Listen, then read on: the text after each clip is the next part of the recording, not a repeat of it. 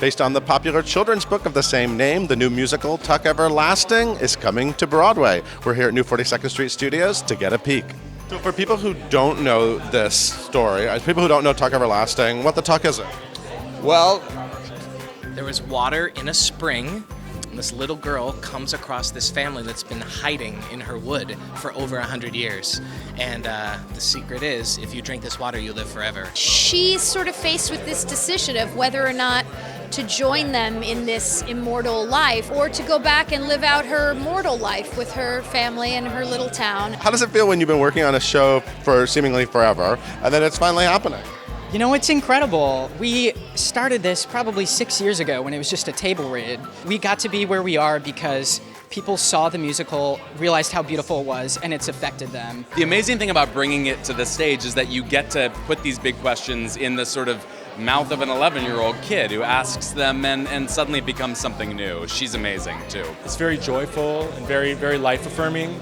And Casey, I couldn't think of anyone else just to bring that out of this. So, Tuck Everlasting, you've been working on the show for a while. Why this show? Why this story? What do you think? What are the ingredients that you think will work? it's the humanity of it, and it's also it's the life of it, you know. And it's the thing that, you know, it was written as a book to help kids of a certain age learn about life and death. Even as an adult and working on the show for 6 years, it's helped all of us so much. What is it like working with Casey Nicholaw? This guy makes these big Broadway hit musicals. From what we saw today, it looks like this is a big Broadway hit musical. He's incredible. He's so nice. He's so funny.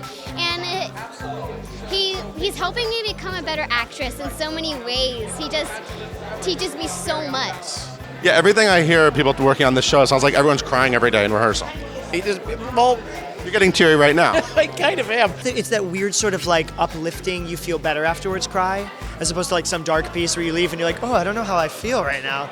No, it's true. I cry all day long, every time at the same moments, over and over, and then I walk out of rehearsal like cleansed and like ready to live the rest of my day. It's a happy cry. It's a beautiful cry. It's oh my gosh, I never thought of that kind of cry.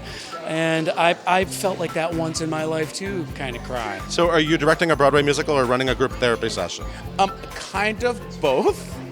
I think it's refreshing that you go to rehearsal and you don't have to be like, all the dancers don't have to be like, you know what I mean? Everyone can take whatever emotions they're feeling that day, even the actors on stage, and just feel them, you know? And it's a cool thing. This musical looks like it has everything based on what we saw today. It has big dance numbers, it has beautiful ballads. It's a really new sound for Broadway, I think. Very acoustic, very kind of Americana. I love that about it. I love that it's just a different take on Broadway scores. It's like folk, rock, pop, bluegrass, musical theater. The music is so beautiful, the lyric and what it has to say. There's one line in the show where it says, "Don't be afraid of dying. Be afraid of a life unlived."